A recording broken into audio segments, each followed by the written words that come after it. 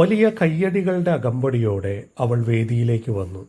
അല്ലെങ്കിൽ വലിയ കരഘോഷങ്ങളുടെ അകമ്പടിയോടെ അവൾ വേദിയിലേക്ക് വന്നു. ഇതെങ്ങനെ ഇംഗ്ലീഷിൽ പറയും? ഇതിനായി നമുക്കൊരു പ്രിപ്പോസിഷണൽ ഫ്രൈസ് പഠിക്കാം. അതിങ്ങനെയാണ്, ടു ദി അക്കമ്പനിമെൻ്റ് ഓഫ്. ഇനി നമുക്ക് ആ സെൻറ്റൻസ് എങ്ങനെ ഉണ്ടാക്കാം എന്ന് നോക്കാം. വലിയ കയ്യടികളുടെ അകമ്പടിയോടെ, to the accompaniment of a big round of applause. വലിയ കയ്യടികൾ എന്ന് പറയുന്നത് a big round of applause.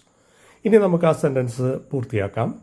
വലിയ കയ്യടികളുടെ അകമ്പടിയോടെ അവൾ വേദിയിലേക്ക് വന്നു. She came on to the stage to the accompaniment of a big round of applause.